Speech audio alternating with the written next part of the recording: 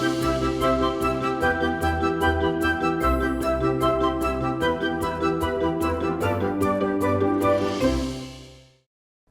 Hello money 9 में आप सभी का स्वागत है। मैं हूं सुमित और भारतीय बाजारों के लिए एक ट्रबलसम डे या फिर एक पेनफुल डे जिसमें आज कामकाज होते हुए देख रहे हैं।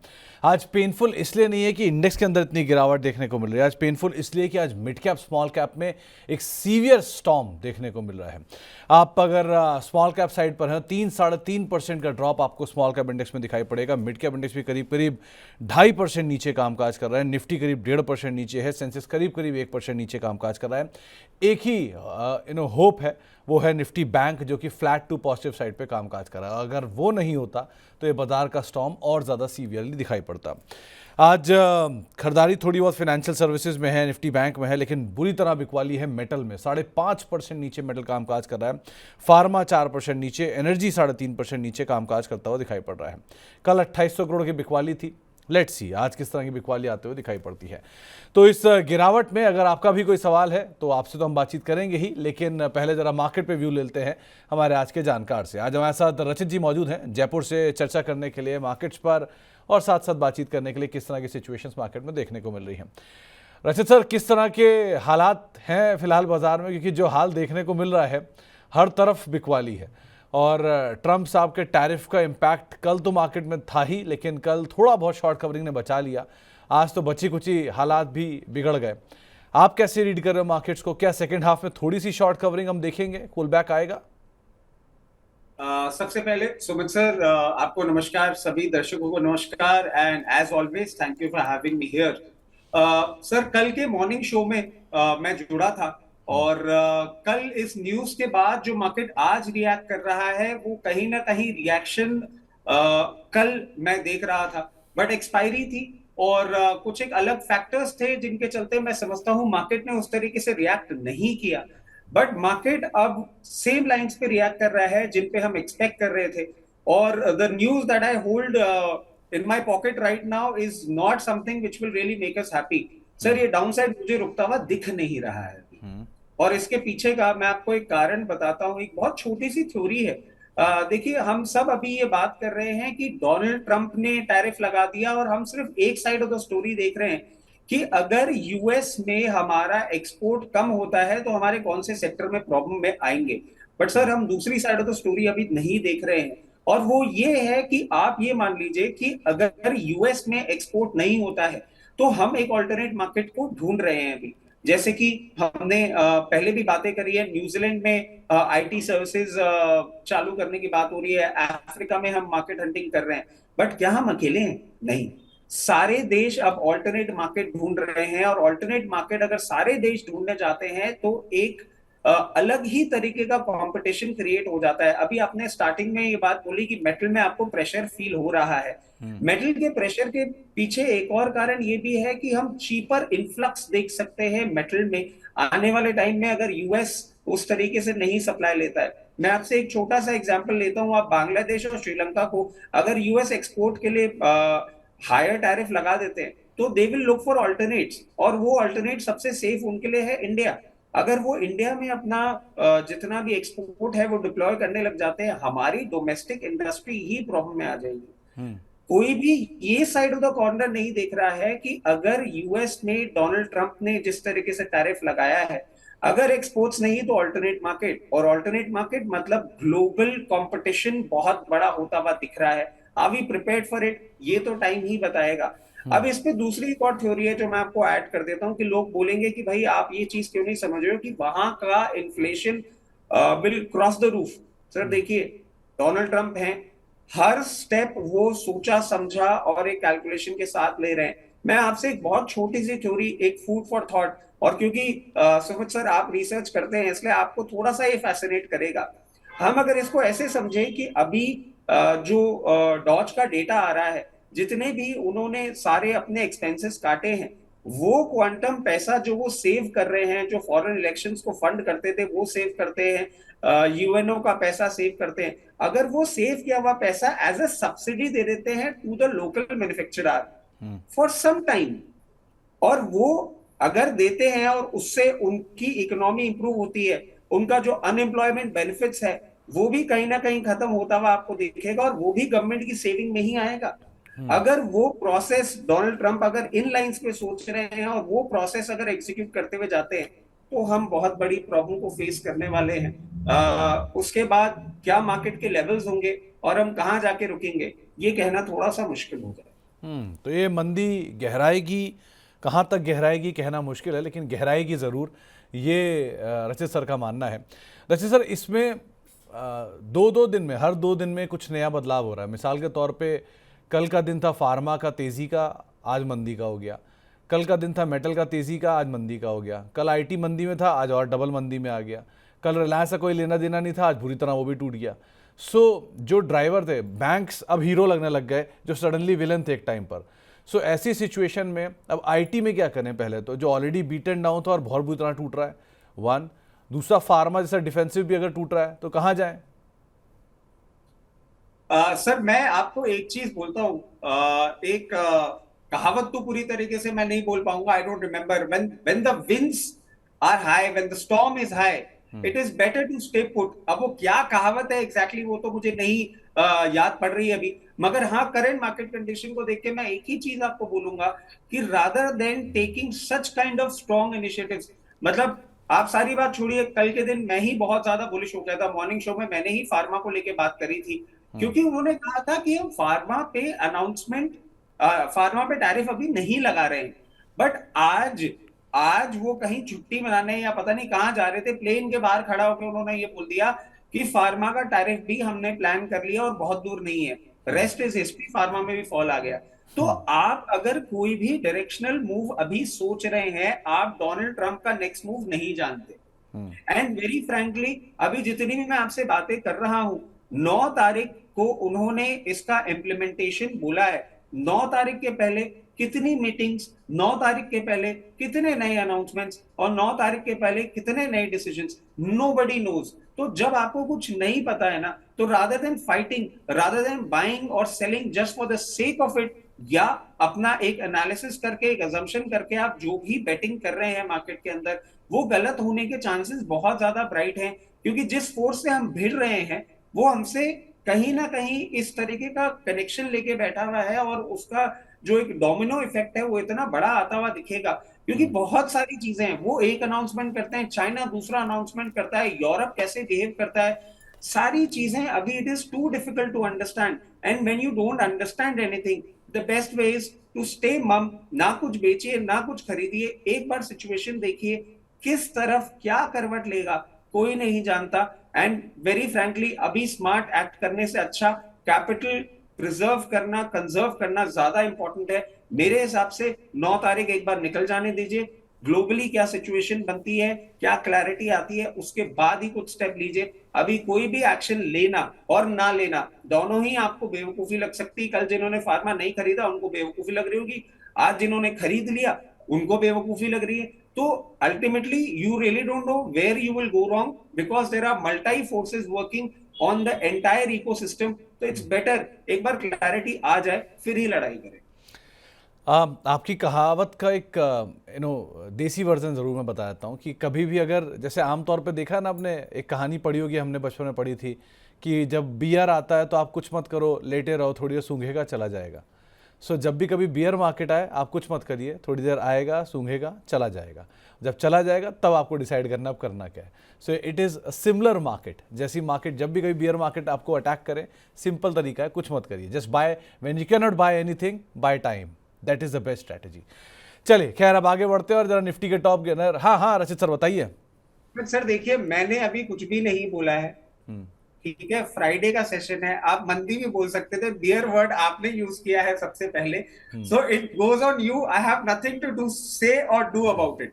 देखो रचित सर, आज बाजार ऊपरी स्तरों से अपने ऑल टाइम हाई से 20 से 22% नीचे आया है, ठीक है। इस 22% के फॉल में इसी बाजार ने 4 लोअर सर्किट, 1 अपर सर्किट और n नंबर ऑफ 12% के फॉल्स देखे हैं। उसके बाद हम सिर्फ 20% नीचे हैं। ये part and parcel of trade है। ऐसी तेज़ी, ऐसी मंदी पिछले 20 साल में आपने और मैंने बहुत देखी हैं। ऐसे गिरावट, ऐसे वजहें बदलती रहती हैं, कभी ये कभी वो, कभी ये कभी वो, लेकिन पर मैं मंदी मंदी तेजी। की बात नहीं कर रहा हूँ, हाँ, मैंने वर्ड बियर की बात करी नहीं है, वो फिर आप BEAR था सर, वो BEER नहीं है। अब आप कहाँ चले जा रहे हो ट्रैक बदल कर मैं मंदी तेजी की बात कर रहा हूँ, आप दूसरे बियर पे जा रहे हो, वहां मत आओ, अभी वहां हम थोड़ी देर बाद आते हैं, रुको अभी जरा शो तो खत्म कर लेने दो पहले आप। खैर, अब ट्रैक पे वापस आते हो, जरा गेनर लूजर लेकर आइए, कहाँ पर आज निफ्टी में कुछ गेनर है या कुछ लूजर है।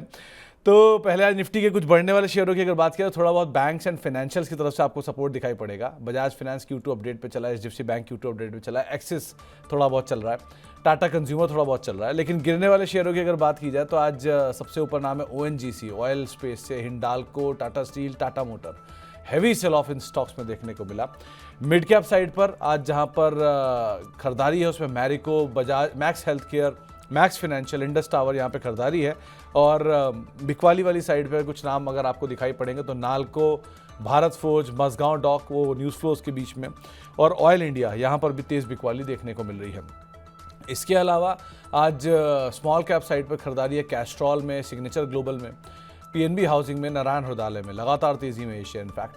और गिरने वाले शेयरों की अगर बात की तो आज प्रेशर साइड पे दिखाई पड़ रहा है Laurus lab, Hindustan copper, Welspun corp, Nuvama, ये कुछ ऐसे नाम जहां पर बिकवाली है। अच्छा सर, ये ग्लोबल असेट मेल्ट डाउन था तो उसमें कल गोल्ड भी टूटा, सिल्वर भी टूटा, क्रूड भी टूटा, और क्रूड टूटा तो उसका इंपैक्ट आ गया ONGC और ऑयल इंडिया पे। इनको आप कैसे रीड कर रहे हो? सर देखिए, क्रूड टूटा और ये करेक्शन में आए हैं। अब देखने वाली बात ये है कि क्रूड एग्जैक्टली कहां जाके अरेस्ट होता है। और क्रूड, अच्छा इसमें एक चीज मैं और ऐड करना चाहूंगा सर, मतलब क्योंकि हम ये बात कर रहे थे, अगर हम डोनाल्ड ट्रंप का, मतलब सो सॉरी, क्योंकि क्रूड की हम बात कर रहे हैं, उसी का एक कनेक्शन है यहाँ पे निकलता हुआ, कि हम अगर डोनाल्ड ट्रंप की थ्योरी, जो कैलकुलेशन की थ्योरी है, उसको मान ले, तो वो क्या बोल रहे हैं कि कितना इंपोर्ट और कितना एक्सपोर्ट हम कर रहे हैं, उसके हिसाब से वो टैरिफ्स हमारे ऊपर लगाएंगे। मतलब ये कि मैं अमेरिका में 100 रुपए का एक्सपोर्ट कर रहा हूं और 20 रुपए का इंपोर्ट आ रहा है, तो डिफरेंशियल जो 80 रुपया है उसके ऊपर कैलकुलेशन करते हुए वो टैरिफ लगाने की बात कर रहे हैं। एक छोटा सा, and I am pretty sure अभी सारे के सारे लोग इस बात पे थॉट प्रोसेस अपना एग्जीक्यूट करने पे बैठ गए होंगे कि अगर हमको इस डेफिसिट को खत्म करना है तो crude can be one of the major player जो हम यूएस से इंपोर्ट कर सकते हैं।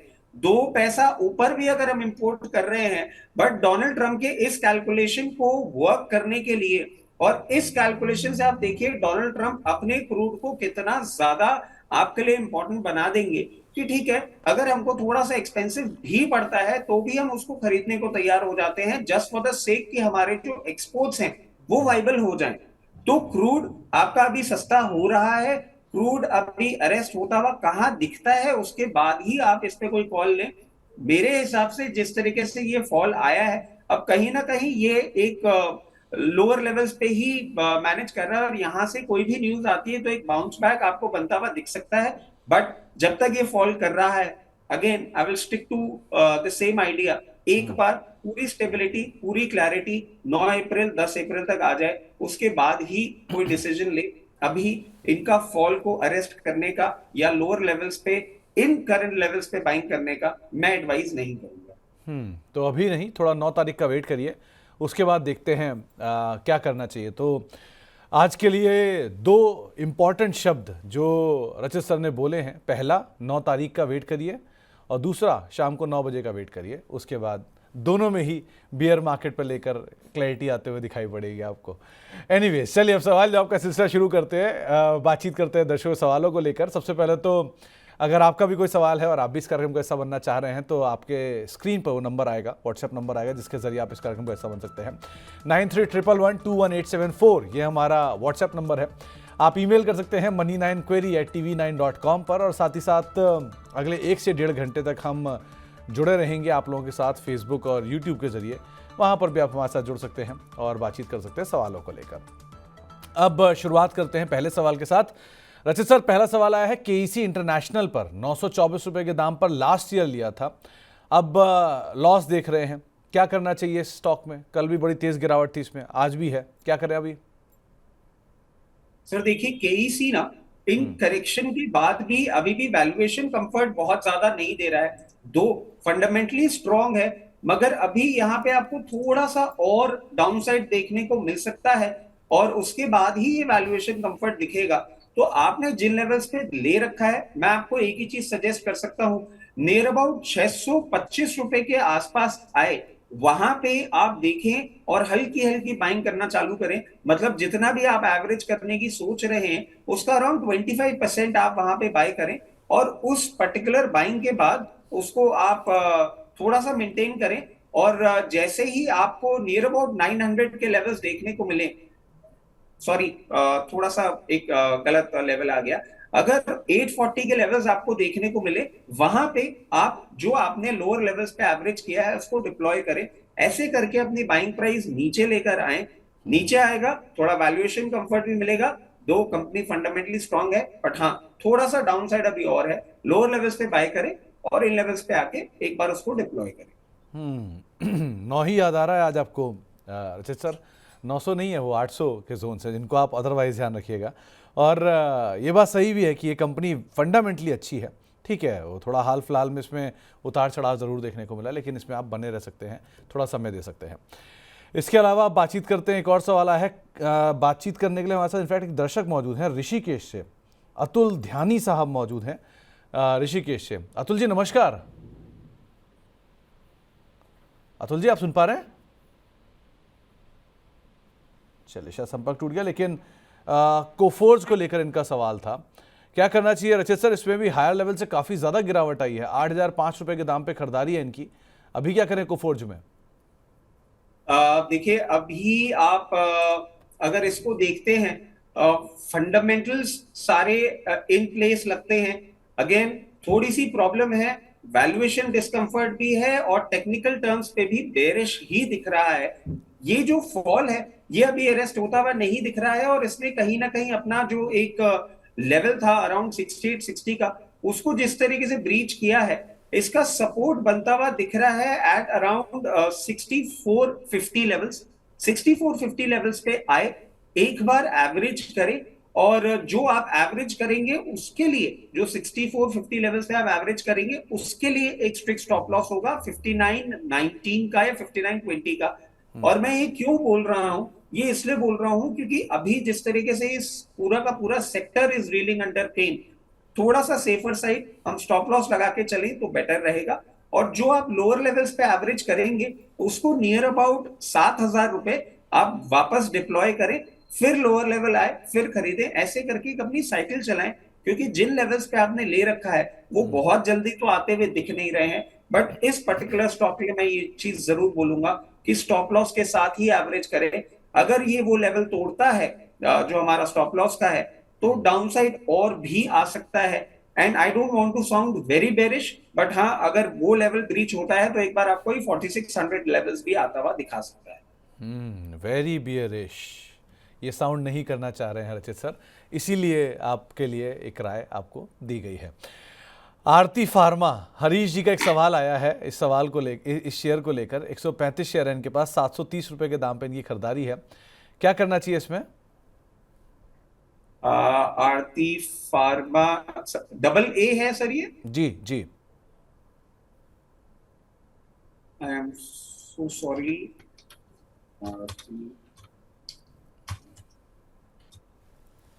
सर देखिए इनकी बाइंग प्राइस है कितनी बता रही है? 730 रुपए।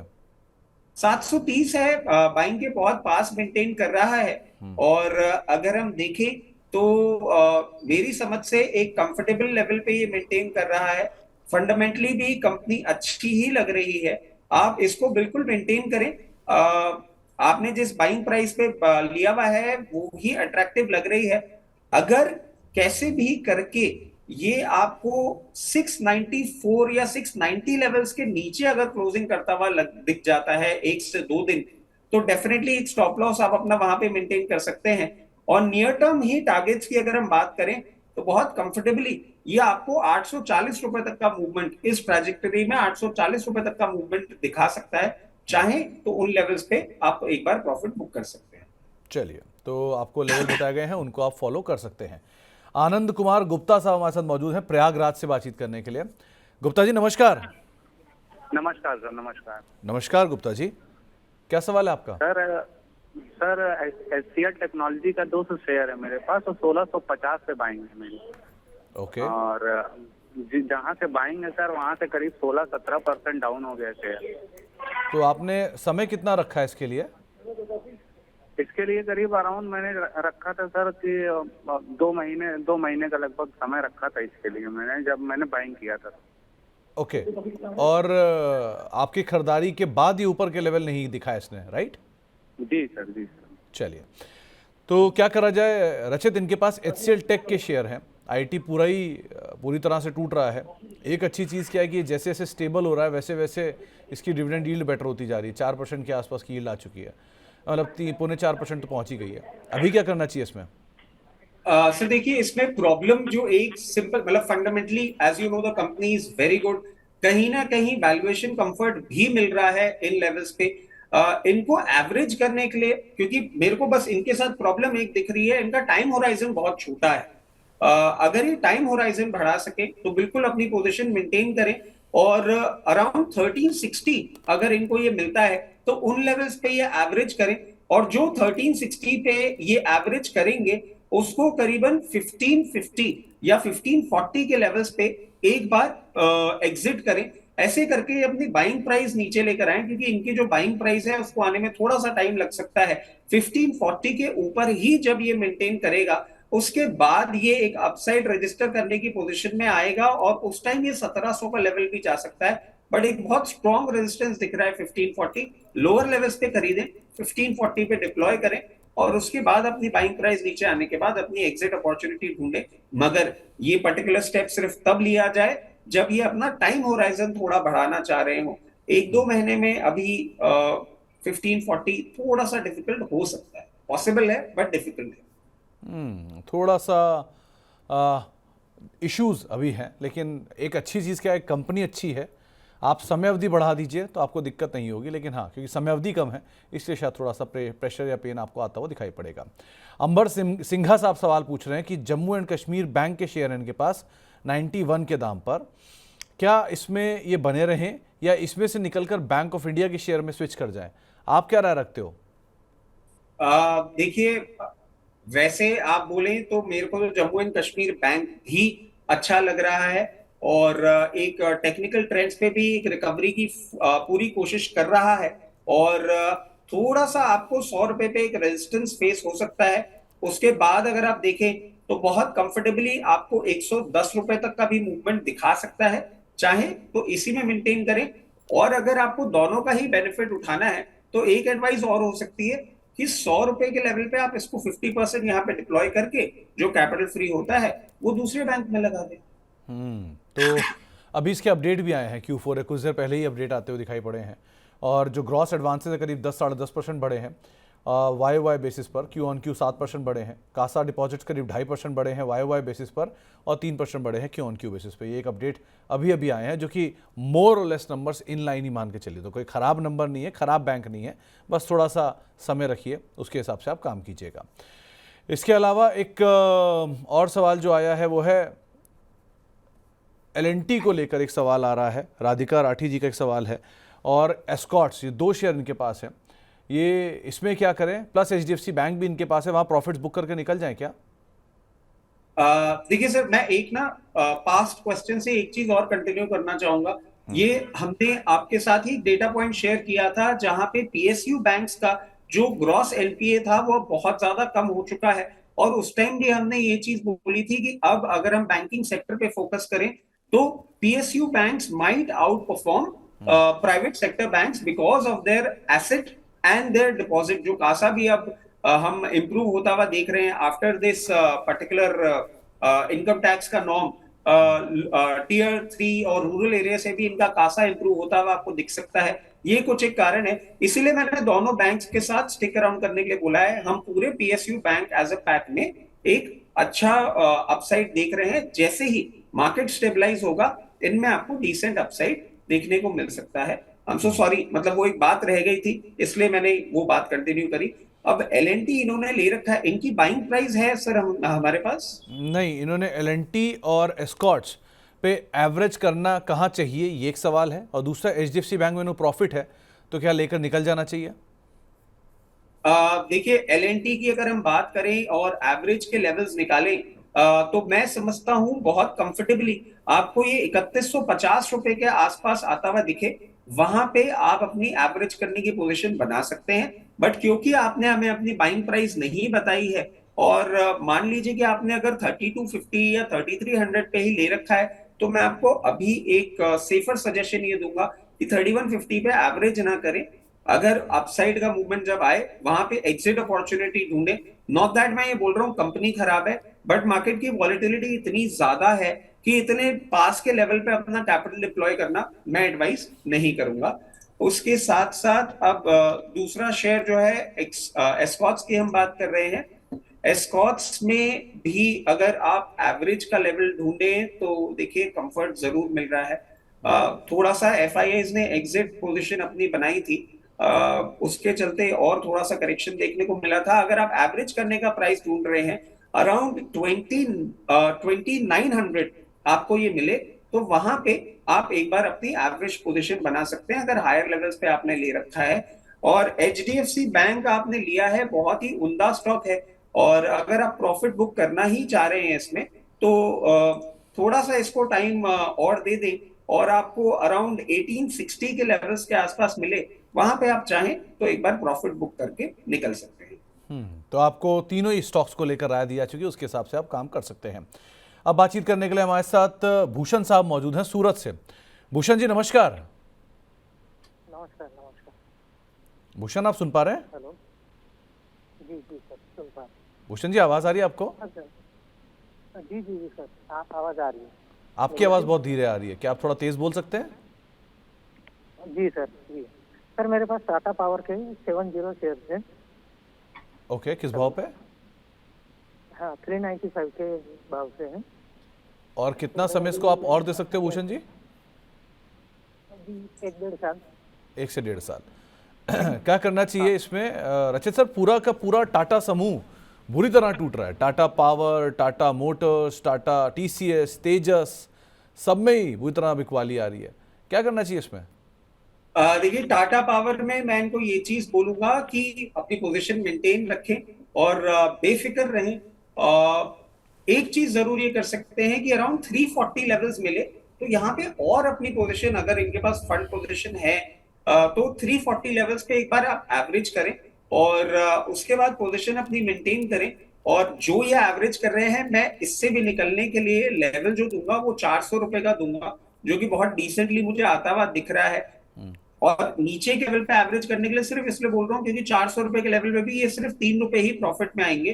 तो नीचे का लेवल जो कि हो सकता है, पॉसिबल है इनको देखने को मिल जाए इन करंट मार्केट सिचुएशन, वहां बाय करके और 400 रुपए के लेवल पे सिर्फ अपना जो एवरेज किया हुआ है उसको एग्जिट करें, और फिर उसके बाद वेट करें मार्केट्स और इनके रेवेन्यूज जैसे जैसे इंप्रूव होंगे, आपको इन टाइम टू कम 460 रुपए तक का भी लेवल ये कंफर्टेबली दिखा सकता है आने वाले 1 से 1.5 साल।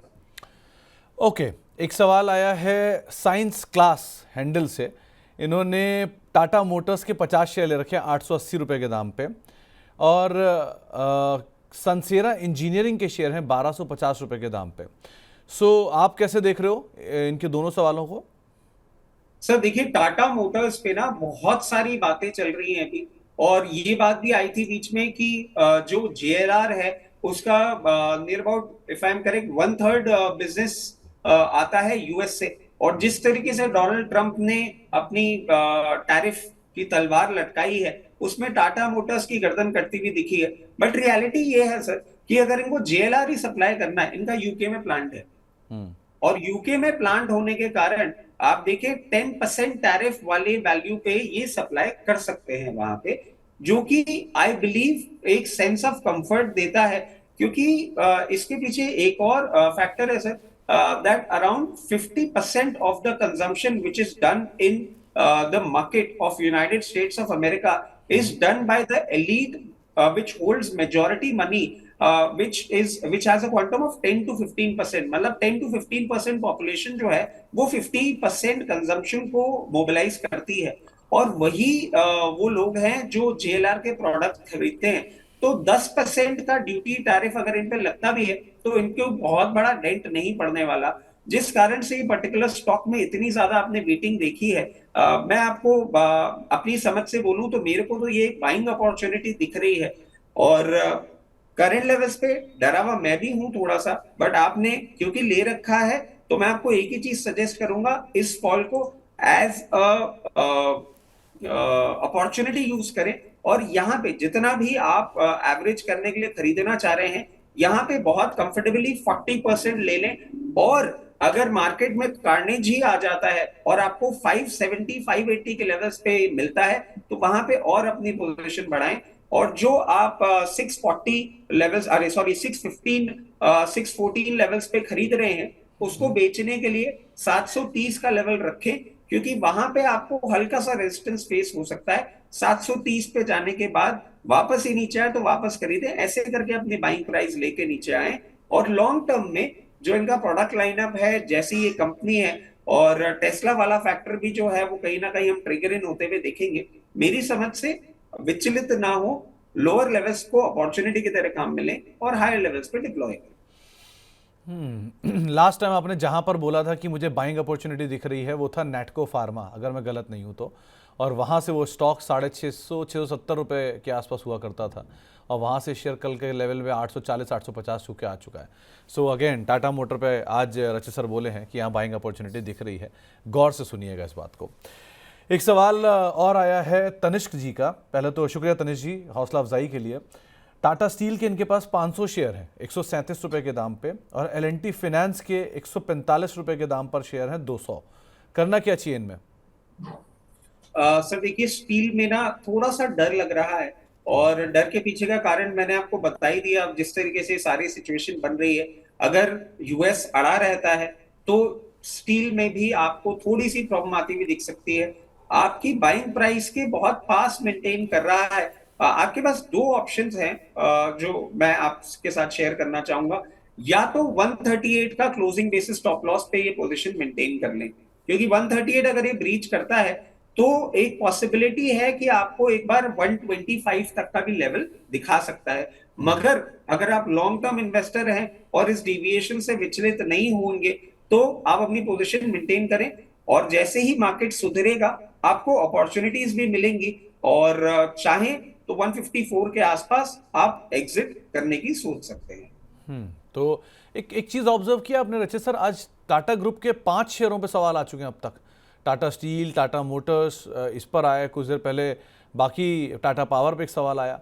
सो टाटा ग्रुप इतना ज्यादा सवाल क्यों आ रहा है? क्या ज्यादा टूट गया इसलिए, या ज्यादा लोगों ने ले लिया इसलिए? सर दोनों ही पॉसिबिलिटी है। और उसके साथ साथ आप एक चीज देखिए कि जितना बड़ा ये एक पूरा कॉन्ग्लोमरेट है और सारे ही सेक्टर्स कहीं ना कहीं इंपैक्टेड है। मतलब टू माय सरप्राइज मैं आपको बताऊं सुमित सर, कल जिस तरीके से ऑटो सेक्टर मेंटेन कर रहा था तब भी मुझे समझ में नहीं आ रहा था, बट फिर मैंने एक पूरा का पूरा ना इस पे रिसर्च ये किया कि एग्जैक्टली ऑटो सेक्टर क्यों नहीं टूट रहा है, तो हमारा एक्सपोजर ही नहीं है। मगर टाटा मोटर की बेटिंग अभी भी इस बात को लेके आ रही है कि जेएलआर की सप्लाई को ये तो सोच ही नहीं रहा है कि यूके से एक्सपोर्ट भी तो कर सकते हैं, वहां भी तो प्लांट है उनका। बट एनी हाउ पूरा सेंटिमेंट खराब हो गया, इसलिए पिटाई हो गई। तो और स्टील की हम बात कर रहे हैं तो स्टील में आप देखिए अभी क्या सिचुएशन बनती हुई दिख रही है। हम खुद ये बोल रहे हैं कि देयर इज अ पॉसिबिलिटी कि हमारे पास स्टील बाहर से सस्ता आने लग जाए, हमारी स्टील कंपनीज को प्रॉब्लम होने लग जाए। तो अनसर्टेनिटी है, कॉन्ग्लोमरेट बड़ा है, इसलिए प्रॉब्लम जहां पूरे मार्केट में है, हर सेक्टर बीटिंग ले रहा है, इसलिए टाटा की आपको बातें आ रही है। तो एक बात बताओ रचित सर, जो स्टॉक दूर हैं, मतलब जिनको कोई लेना देना ही नहीं है कंजम्पशन से, उनका क्या, मतलब उनका लेना देना ही नहीं है टैरिफ से, उनका क्या? जैसे कि लिकर, जैसे कि हॉस्पिटल, इनका तो कोई लेना देना ही नहीं है लिकर दूर दूर तक किसी भी तरीके से टैरिफ को लेके, वहां तो आराम से जा सकते हैं ना। नहीं देखिए, इसमें एक चीज है सर, वो बोलते हैं ना गेहूं के साथ गुड़ भी पिसता ही पिसता है, पहली बात। दूसरी बात, लिकर के लिए मैं आपको एक चीज और बताना चाहूंगा कि साउथ एशियन मार्केट एक ऐसा मार्केट है जहां से आपने जैसे लास्ट टाइम आप ही ने बताया था, इफ आई एम करेक्ट, या मतलब एक डिस्कशन हुआ था सर। अब ये मैं थोड़ा सा कंफ्यूज हो रहा हूँ कि वाज इट ऑन एयर और ऑफ एयर, बट मैं बता रहा हूँ कि साउथ एशियन मार्केट से भी ना बहुत ज्यादा ऐसा हो सकता है कि अगर एक्सपोर्ट्स में प्रॉब्लम आई तो फिर हमारी कंट्री में भी कुछ कुछ डिप्लॉय हो सकता है।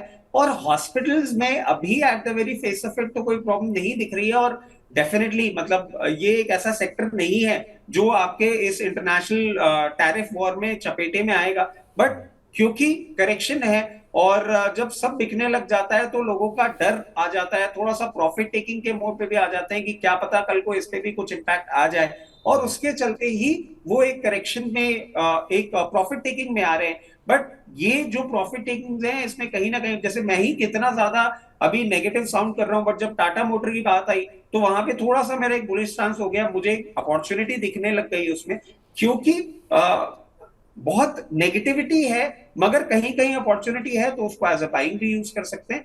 तो ये करेक्शन को आपको अगर लॉन्ग टर्म इन्वेस्टमेंट के लिए कहीं बाइंग में यूज करना हो तो वो भी आप कर सकते हैं, और ये जो करेक्शंस हैं ये बन सकते हैं बाइंग अपॉर्चुनिटी।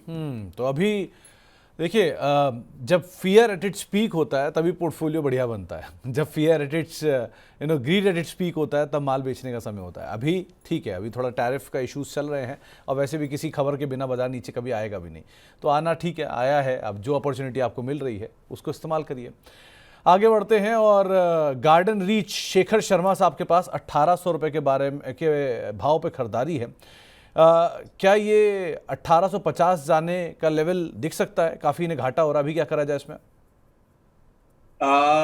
देखिए अभी तो मैं आपको एक ही चीज बोलूंगा कि वैल्यूएशन कंफर्ट आ गया है, फंडामेंटली कंपनी स्ट्रांग है, और इसको थोड़ा सा रेजिस्टेंस सर फील हो रहा है। जो आपने अगर चार्टिकल पैटर्न्स भी देखे, नियर अबाउट 1750 रुपए पे हो रहा है। वहां से अगर ये ऊपर जाता है और मेंटेन करने की कोशिश करता है तो बहुत कंफर्टेबली इनको एक बार ये 1860 और 1940 तक का भाव दिखा सकता है। बट ये रेजिस्टेंस को ब्रेक करना बहुत जरूरी है, जो इसको 1740 रुपए के आसपास फेस हो रहा है, उसको ब्रीच करेगा तो फिर ये ऊपर जाएगा। और जो इनकी पोजीशन है उसके हिसाब से मैं यही बोलूंगा अभी अपनी पोजीशन मेंटेन करें, क्योंकि ना तो ये कोई एवरेज की प्राइस है। अगर 1740 ब्रीच करेगा तो आपके भाव आएंगे, आपको एक कंफर्टेबल अपॉर्चुनिटी मिलेगी एग्जिट करने की। आप चाहें तो एग्जिट करें, चाहे तो मेंटेन भी कर लें, क्योंकि जिस तरीके से अब ये मूवमेंट करता हुआ दिख सकता है और मार्केट का सपोर्ट रहेगा तो ये 2250 रुपए के लेवल पे भी जा सकता है। ओके, मनीष जी हमारे साथ मौजूद हैं अमरावती से बातचीत करने के लिए। मनीष जी नमस्कार। नमस्कार सर। नमस्कार। नमस्कार मनीष जी, क्या सवाल है आपका? सर मेरा एक सवाल था कि एनएमडीसी का मैंने स्टॉक लिया है, 2000 मेरे पास क्वांटिटी है, और इससे लिया था मैंने 69 रुपीज से मैंने इसको लिया था, तो इसको होल्ड करे या बेच दे, मतलब क्या किया जाए? मनीष जी आपका वैसे नजरिया क्या है? मैं तो सोच रहा था कि मतलब जब से स्टॉक स्पिल्ट हुआ है तब से बढ़ा ही नहीं है, तो आगे जाके इसकी संभावना मुझे लगती है कि मतलब आगे जाके बढ़ेगा। तो ये अभी आपकी सलाह मैं चाहूंगा इसके ऊपर कि मतलब अभी जैसे कि डोनाल्ड ट्रम्प का इस टाइप का जो अभी मतलब वहां पर टैरिफ लागू होने की तैयारी में है या लग गया है, तो उसी को लेकर मेरा था कि मतलब कंफ्यूजन था कि क्या किया जाए, होल्ड किया जाए या फिर बेच दिया जाए। तो मनीष जी आमतौर पे ऐसा देखा गया है कि जब भी किसी कंपनी में कॉर्पोरेट एडजस्टमेंट होता है, मिसाल के तौर पे नेस्ले, मिसाल के तौर पे बजाज फिनसर्व, ऐसे जो भी नाम आप उठा लीजिए, उनमें कॉर्पोरेट एडजस्टमेंट के बाद कोई स्प्लिट, कोई बोनस, कोई मर्जर, कोई डीमर्जर, वो कुछ समय के लिए एक दायरे में चले जाते हैं क्योंकि वो सब एडजस्टमेंट्स हो रहे होते हैं। सो इसलिए ये भी अभी एक रेंज के अंदर ही है। एक अच्छी चीज़ ये है कि ये स्टॉक में 4.25% के आसपास की डिविडेंड यील्ड है, तो अगर ये गिरेगा तो आपको किसी भी सूरत में 4.25% डिविडेंड तो मिल ही जाएगा आज के दाम से। आगे जितना गिरेगा वो और बेटर होता जाएगा। अब करना क्या है इस पर वो रचित सर ही बताएंगे। रचित सर, एनएमडीसी मेटल का एक और नाम, और ट्रम्प टैरिफ और बाकी चीज़ों का इम्पैक्ट तो यहाँ पे ऑलरेडी चल ही रहा है। इनकी खरीदारी के दाम से बहुत नीचे तो नहीं है, और क्योंकि ये बहुत ऑलरेडी टूट भी चुका है, सो इन्होंने खरीदारी भी सही दाम पे की है। अभी क्या किया जाए इसमें? सर सबसे पहले तो थैंक यू, आपने हाफवे थ्रू मुझे पहुंचा दिया। फंडामेंटल कवरेज आपने पूरा कर दिया है, कंपनी क्वालिटी की है। इनको मैं एक ही चीज बोलूंगा, थोड़ा सा पेशेंस अपना मेंटेन करें। बाइंग प्राइस अट्रैक्टिव है। अगर हम अपसाइड की बात करें तो अपसाइड इसमें रजिस्टर होता हुआ तभी दिख सकता है जब ये 72 के ऊपर डिसाइसिवली क्लोजिंग करके मेंटेन हो, और उसके बाद आप 82 तक एक मूवमेंट देखने को आपको मिल सकता है। तो थोड़ा सा पेशेंस मेंटेन करें। वॉलेटाइल मार्केट है, उसके हिसाब से इसने वॉलेटिलिटी नहीं दिखाई है, ना अपसाइड की ना लोअर साइड की। 72 के ऊपर मेंटेन करता है तो 82 तक का लेवल आपको एक बार दिखा सकता है। पोजीशन मेंटेन करें, कोई ऐसी चिंताजनक बात नहीं है। तो फिलहाल आप पोजीशन बने रहें, कोई चिंताजनक सिचुएशन तो फिलहाल नहीं दिखाई पड़ रही है, लेकिन हाँ, बने रहने में कोई हार्म नहीं है स्टॉक के अंदर। आईओसी राम सिंह साहब के पास है 130 रुपए के दाम पर, 1 से 2 साल का इनका नजरिया है, क्या करना चाहिए इसमें?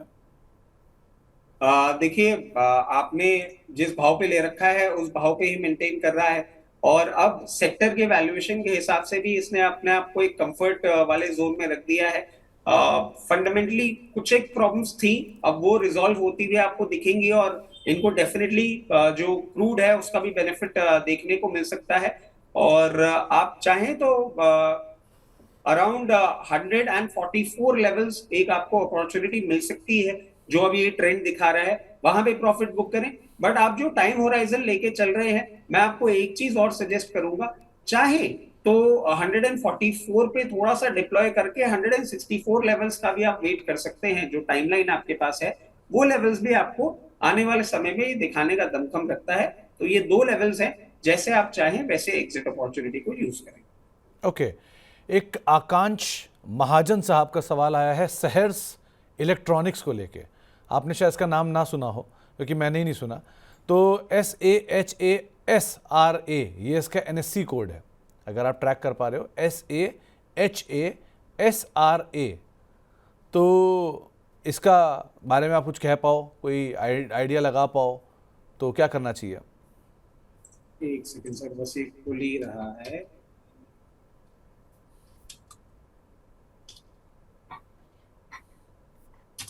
इनकी बाइंग प्राइस इन्होंने दी है?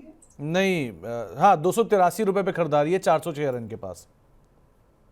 283 पे खरीदारी है, 311 रुपए चल रहा है ये। सहरस इलेक्ट्रॉनिक सॉल्यूशंस लिमिटेड जी, इलेक्ट्रिकल्स की कंपनी है, और फंडामेंटली सर थोड़ी छोटी कंपनी है। अगर हम चार्टिकल पैटर्न्स देखें तो कहीं ना कहीं सपोर्ट लेने की कोशिश कर रहा है ये 260 लेवल्स पे।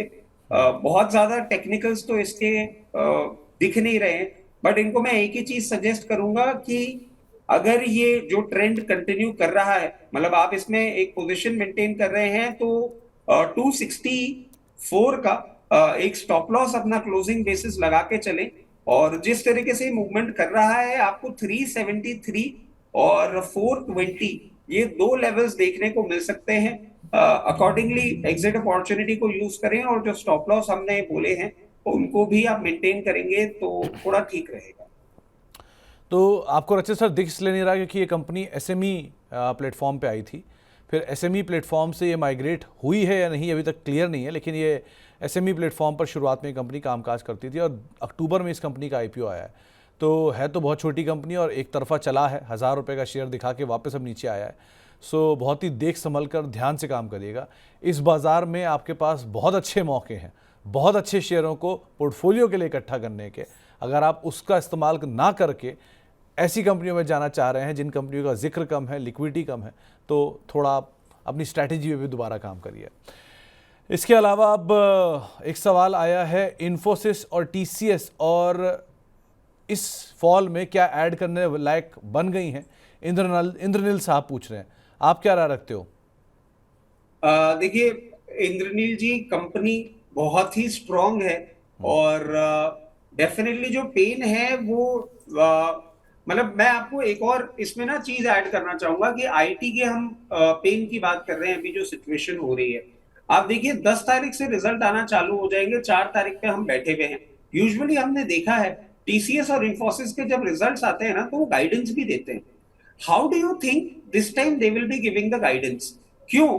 क्योंकि उनके जो क्लाइंट्स हैं, जो US में बैठे हुए हैं, जो इंटरनेशनल बिजनेस में इनको हेल्प कर रहे हैं, वो खुद ही इनके साथ कमिटमेंट करने में बहुत ज्यादा एक सेंस ऑफ कंफर्ट नहीं रख रहे हैं, उनको वही चीज समझ में नहीं आ रही है। तो इसीलिए हम बार बार बोल रहे हैं, जब भी आपके चैनल के माध्यम से डिस्कशंस हो रहे हैं, IT में क्लैरिटी के लिए एक बार वेट कर लें, एक बार सिचुएशन सेटल होने दें, उसके बाद ही आगे कुछ बोले कुछ करें तो एक सेंसिबल डिसीजन होगा। सिर्फ टेक्निकल पैटर्न्स को देख के और चार्ट रीडिंग करके मैं आईटी में आपको सजेस्ट नहीं करूंगा, क्योंकि जो फंडामेंटल्स हैं इनके वो अभी थोड़े से प्रॉब्लम में आए हुए हैं। एक बार वहां क्लैरिटी आ जाए उसके बाद ही हम देखें कि किन लेवल्स पे हम एवरेज करेंगे। तब तक प्लीज, भाव आपको अट्रैक्टिव जरूर लग रहा होगा, अगर आप चांसेस ही लेना चाह रहे हैं तो 5-5, 10-10% फंड डिप्लॉय करते रहें, बट वैसे होल हार्टेडली अभी मैं आपको एंट्री के लिए नहीं बोलूंगा, क्योंकि जहां से इनका कोर बिजनेस आता हुआ होता है वहीं प्रॉब्लम हो रही है। तो एक बार सर्टेनिटी आ जाए उसके बाद ही कुछ करें। तो अगर आपको और सेफ खेलना है तो सीधा है, Nifty ETF, Nifty IT ETF लेकर रख लीजिए। ऐसी सिचुएशन में सेफेस्ट है वो, 50% की होल्डिंग वहीं पर ही इन दोनों कंपनियों की है।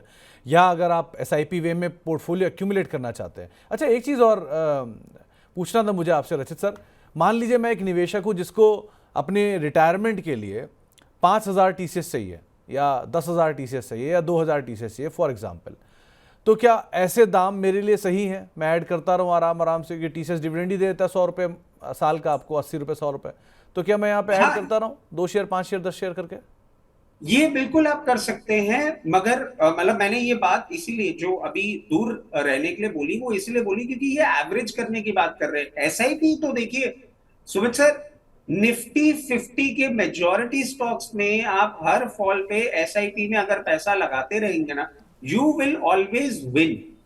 मतलब कोई चांस ही नहीं है, अगर आप एक लॉन्ग टर्म इन्वेस्टर है और हर फॉल को अगर आप यूटिलाइज करते रहेंगे in specifically stocks like TCS, Infosys, Reliance, they will eventually give you decent amount of money. Majority में इनका डिविडेंड पेमेंट भी अच्छा होता है, और आप देखें सीएजीआर रिटर्न अगर हम हिस्टोरिकली भी कैलकुलेट करें तो ये बहुत अच्छा देते हैं। डेफिनेटली आप इनमें इन्वेस्टमेंट्स करते रह सकते हैं एसआईपी मोड में, बट ट्रेडिंग एवरेज वाली जो बात है उसके लिए अभी मैंने फॉर द टाइम भी दूर रहने के लिए। चलिए, तो अब गुरप्रीत सिंह साहब से बातचीत कर लेते हैं, दिल्ली से हमारे साथ मौजूद हैं। सिंह साहब नमस्कार।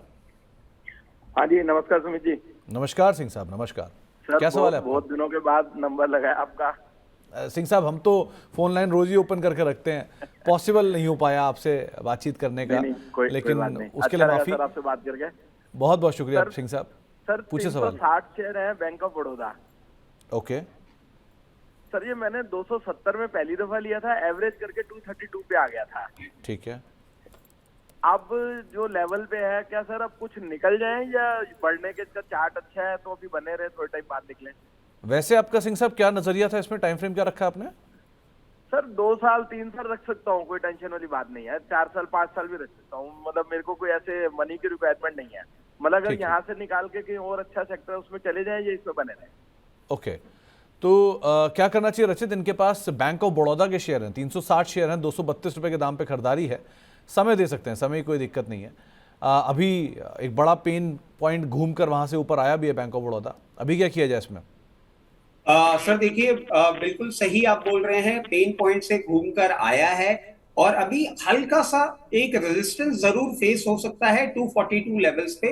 उनको जैसे ही ब्रीच करेगा एक कंफर्टेबल क्रूज करता हुआ दिखेगा आपको, और फिर एक बार 262 लेवल्स और वहां से मूव करता हुआ आपको ये 300 रुपए तक का भी भाव दिखा सकता है इन टाइम टू कम। एक अच्छा स्टॉक है, इस करेक्शन के बाद वैल्यूएशन कंफर्ट भी मिल गया है, और टेक्निकली जिस तरीके से रिवर्सल दिखा रहा है, I think he has seen the pain, now it is time कि गेन मिले। तो प्लीज इस पे स्टिक अराउंड करें, आने वाले टाइम में अच्छा गेन मिल सकता है।